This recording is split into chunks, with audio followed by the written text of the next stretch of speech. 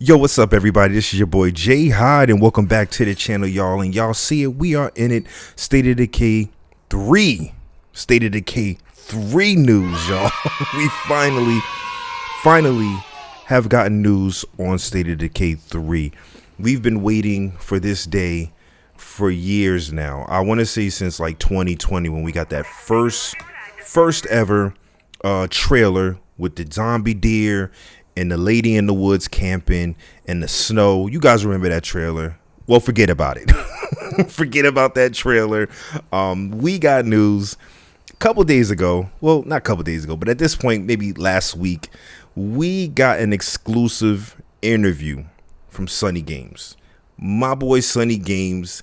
I love his channel. Go over to his channel and check it out. But he sat down with one of the heads from Undead Labs. His name is Philip Holt. I want to say Hoyt. I don't know why, but Philip Holt, head dude over at Undead Labs, and he gave him an exclusive interview, a look into what is to come from State of Decay 3, y'all. We are ready. What I'm doing here today, this is a little different than what I usually do. I'm usually gaming, commentary, State of Decay 2. Today is just my take, my review on that particular interview. We're going to get through some of the main points of that interview. I'm going to give you my opinions. I'm going to give you my review. And then at the end, I'm going to give you just how I feel overall about everything we know about State of Decay 3. State of Decay 3 at this point. All right, so the first thing I want to tackle from the video is the setting and the tone. So Philip Holt said the time frame of State of Decay 3 is years after the outbreak, and the survivors have gotten a little bit hardened. You know, they've gotten a little bit more, I guess, less emotional, just really tapped into this apocalyptic time. They're not really, swayed by many things. So this takes place years after the State of Decay 2. Okay, so I would say, in my opinion, let's just give it maybe 2 to 5 years, in that range. 2 to 5 years after State of Decay 2. He kind of broke it down, the time frames from 1, which is, maybe a couple weeks after the outbreak. Then 1 to 2 is maybe like 2-3 years after State of Decay 1. And then State of Decay 2 to State of Decay 3 is about 2 to 5 years. That's just my rough estimate. So he's saying that's the time frame of State of Decay 3. Now, the tone, the studio is aiming for it to be a more serious but hopeful experience, moving away from some of the campier elements of the previous game. Now, what I get from that is they're trying to make State of Decay 3 a little bit more like threatening, a little bit more serious, a little bit more concerning amongst the survivors in the game. Not too much joking, happiness, I guess you could say, for lack of a better term. But they're really trying to make this game take a more serious tone. It kind of makes me think of a Days Gone, how it was a little bit more serious. There wasn't a lot of silly stuff going on in the game. It was very urgent, I think is the better word that I want to use here. There was a sense of urgency in that game that I don't want to say you don't have in State of Decay 2, but it's like, to me, State of Decay 2 can be a little bit arcadish in a way, a little silly at times, not too far that way. But in Days Gone, there was a sense of urgency, there's a sense of seriousness, there's a sense of a threat. Not just from the zombies in that game, but also from, other live enclaves or enemies in that game. So they're going to take a more serious tone in State of Decay 3. Now, they did mention something about the environment. The resources are scarce. The world has been picked clean, and they're shifting the focus from finding canned goods to scavenging for raw materials. What that says to me is, and I like this, I really like this because this is pretty accurate. At this point in time, 2 to 5 years after an apocalypse, you're not going to be finding food. You're not going to be finding a lot of stuff around. The world is going to be picked pretty clean at this point. Almost like if you were playing on Lethal And you know how to map, like there's barely any resources. Like there's a couple places you can go and grab some shit, but other than that, it ain't much going on. I like this. I like this decision here to kind of make the resources scarce. What this does tell me though, and they say it in the video, and like I said, go check it out on Sunny Games channel. To me, this seems like it's going to be more of a crafting game.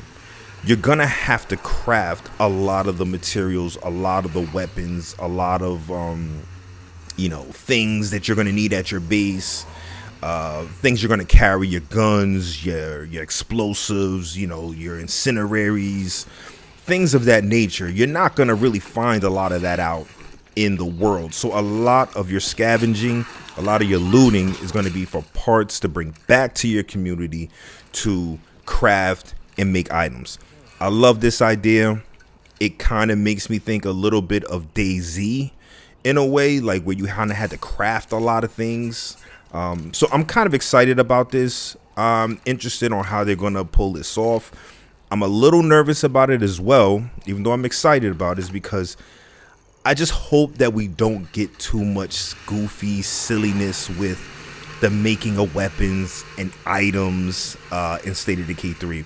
I love State of Decay 2, but there were little things in there like the cakes and different things like that. I wasn't a big fan of like the birthday cake, and I understood what it was there for and the purpose for it. But to me, it started to get a little silly. And I'm hoping in this game with the crafting and the scarceness of resources that they don't go down that route too far. But other than that, this sounds good, and I'm relatively excited about this. All right, the next thing I want to talk about is gameplay mechanics. Let's start with the Plague threat. We're going to start there. The Plague is an active evolving menace that will actively come for your base. Players can no longer just sit and manage their community in safety. Okay, so this is something that, you know, Philip touched on.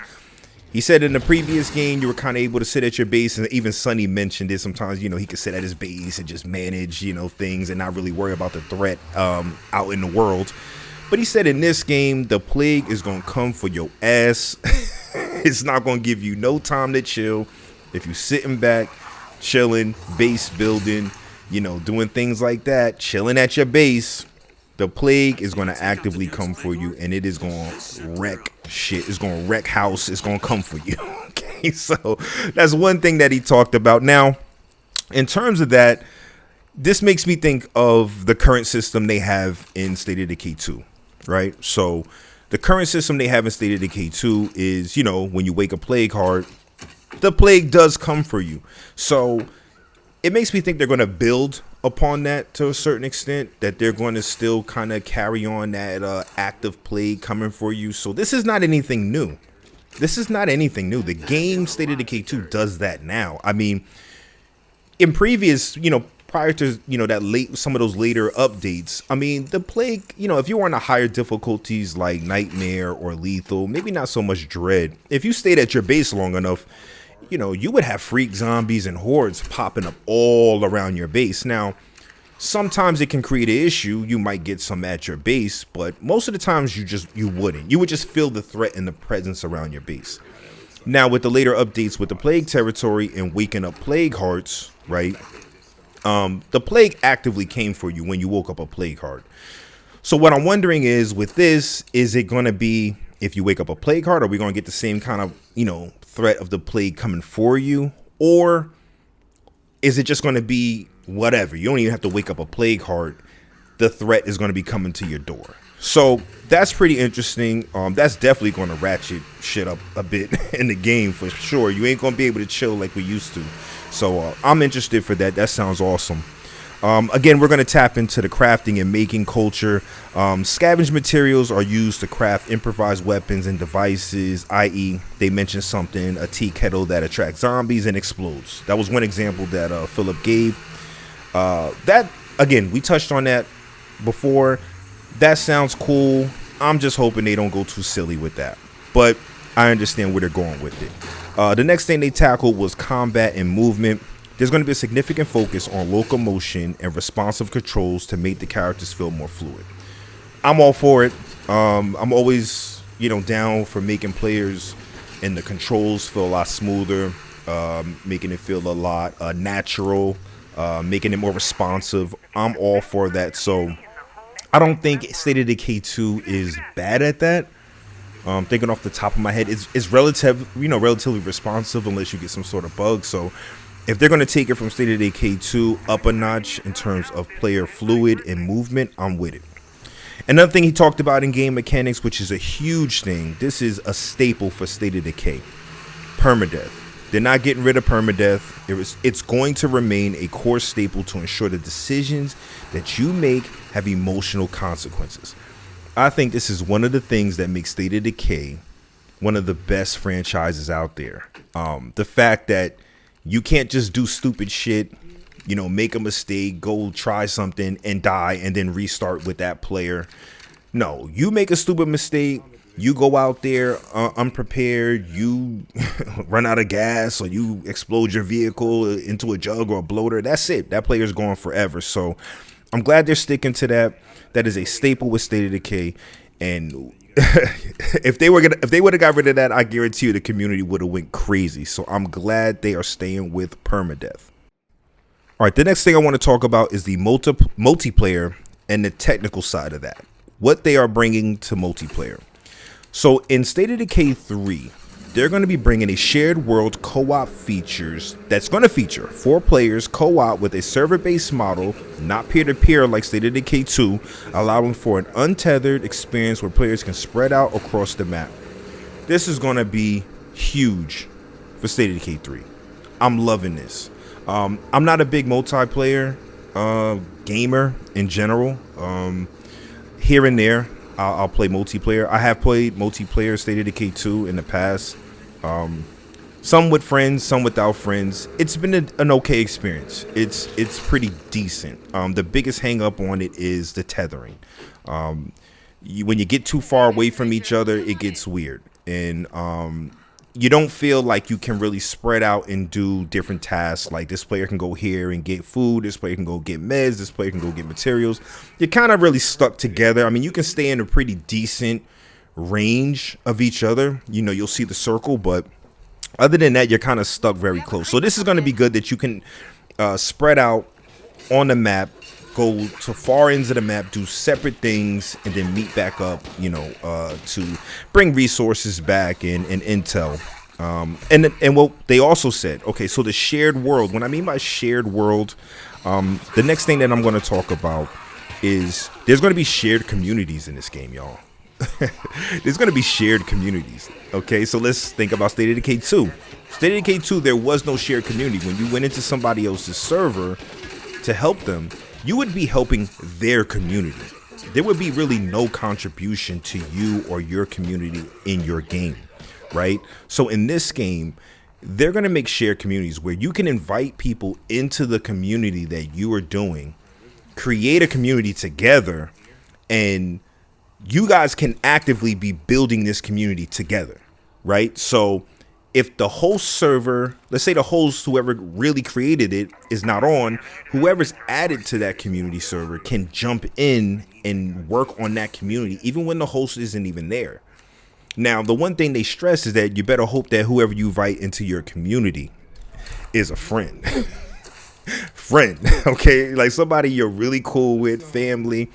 I would not try this with anybody random that you don't know, because somebody can come in and kill your whole community on purpose or maybe not on purpose. So I like this feature in multiplayer, but you got to be very careful who you share your community with. And Philip stressed that. He stressed that in the video. Be careful who you share your community with.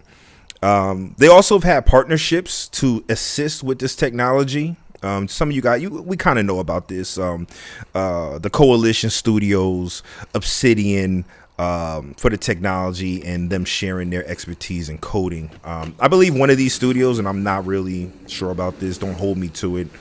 One of these studios is for the, what's that, Grounded? I think it's Grounded. It kind of reminds me of like Honey, I Shrunk the Kids from like back in the early 90s, the late 80s. But it's that game where it's a bunch of little kids, I think, and they're small and they're in the backyard and they're riding ants and fighting bees and shit. That kind of had like a nice server base. I think there's shared communities in that game. So that's kind of what they're trying to mirror in State of Decay 3. So I would say, listen, if you're a multiplayer type of person, that's definitely something that you're going to be excited for. Now, the next thing I want to talk about is some of the development details. Okay, they addressed the trailer from 2020. The one trailer that everybody got hyped about. And then everybody got pissed off about. You know what trailer I'm talking about. The trailer with the zombie deer, the snow, and the camping in the woods. They addressed it. Now they said when that trailer was created, there really wasn't much going on with State of Decay 3. It was merely like an idea. It was just something somebody put on a vision board. And there was maybe 4 to 5 people at most even working on the game. Because everybody else was working on State of Decay 2. And, the updates that we all know and love.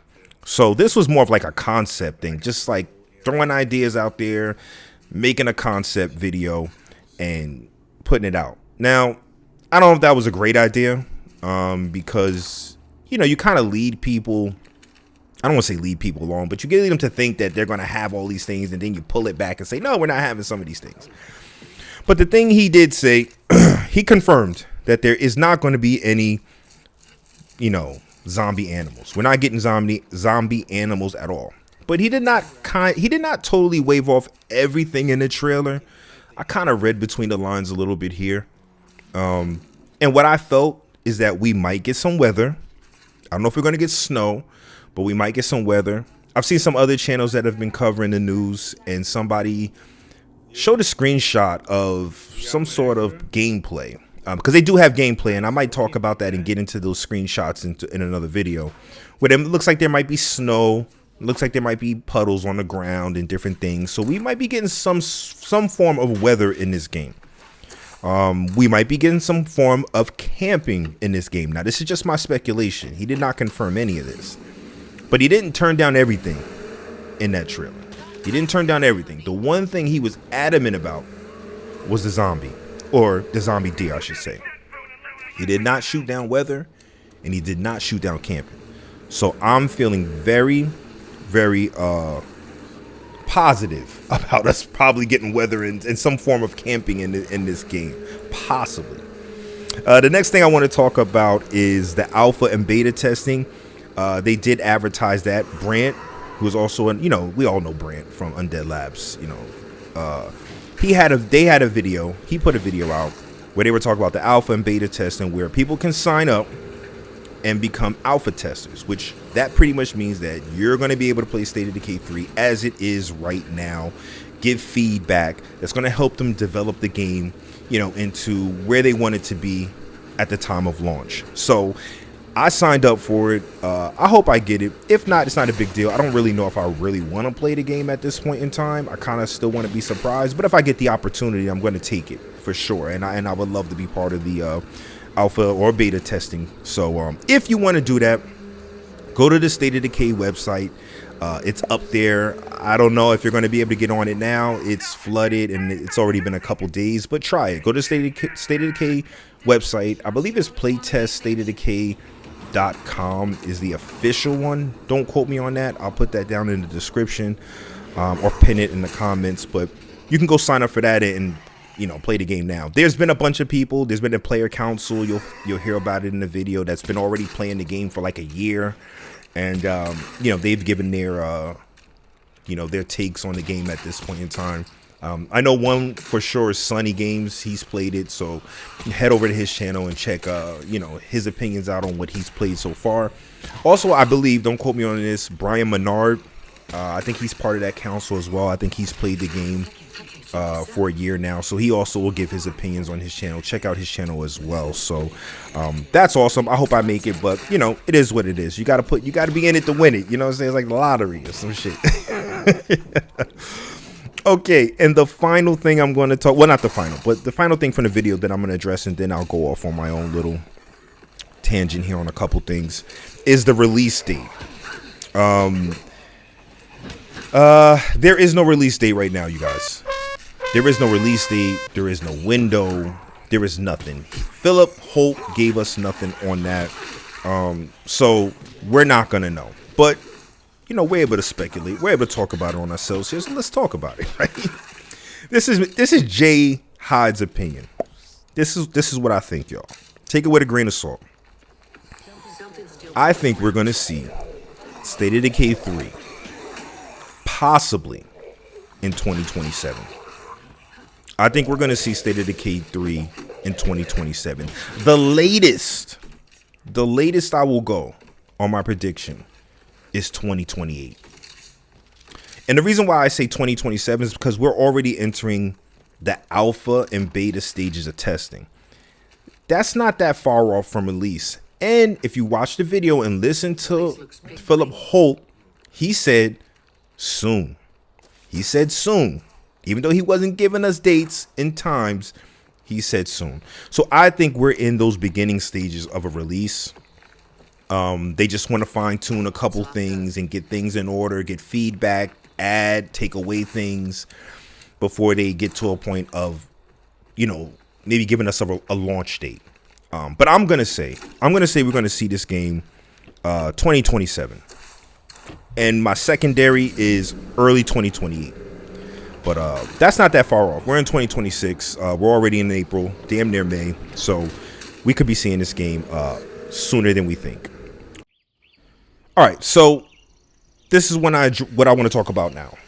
All right, so the one thing he said also in the video, before I get to my take on everything, he said SOD3, and this stood out to me. SOD3 will have heart and soul like SOD1. Okay, now he didn't say that verbatim, word for word, but he said something to that effect. And like I said, when you guys go check out the video, if you haven't already, or you know, go back and listen to it again, he mentioned something to that effect. Do you have switches? That, to me, in my opinion, means that we're going to get a little bit more of a story-driven game here. They never directly addressed it, but there were some things that stood out to me, you know, with the serious tone of the game. He mentioned State of Decay 1, and like I said, had heart and soul.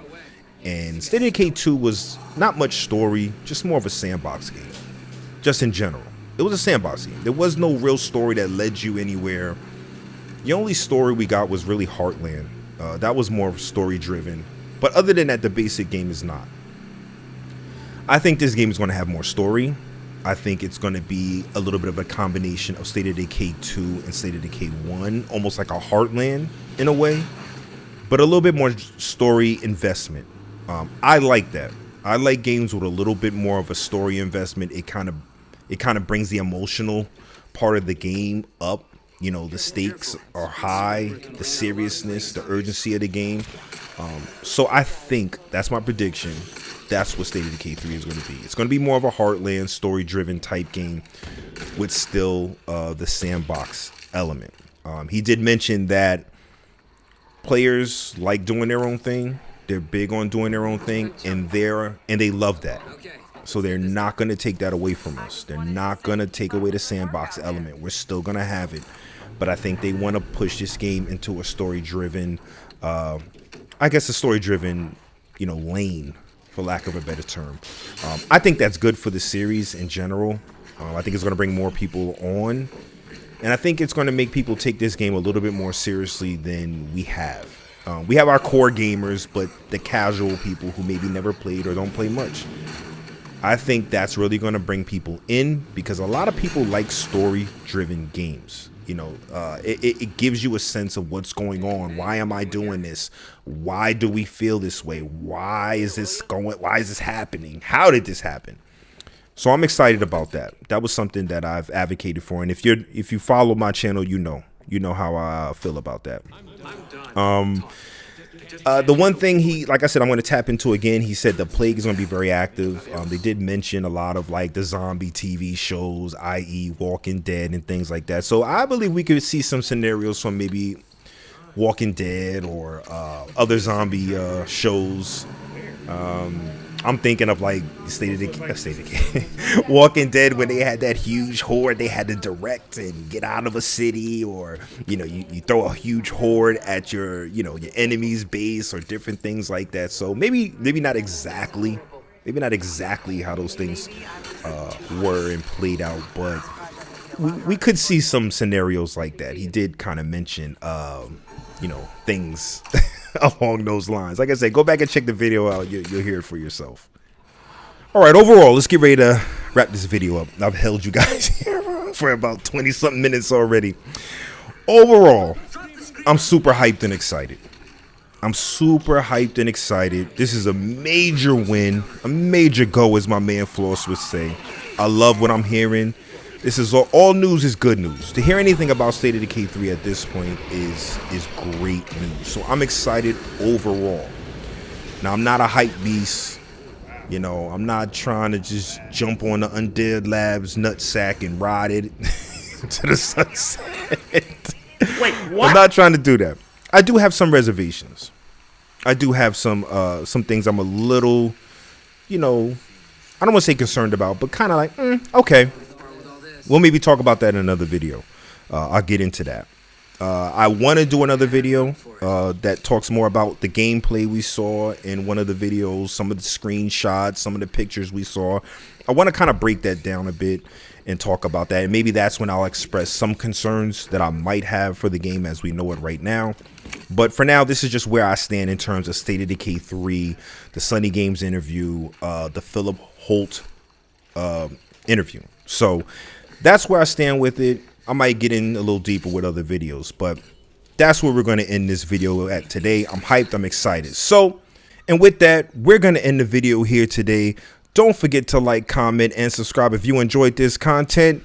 Thank you guys for watching, and I'll see you guys in the next video. Peace.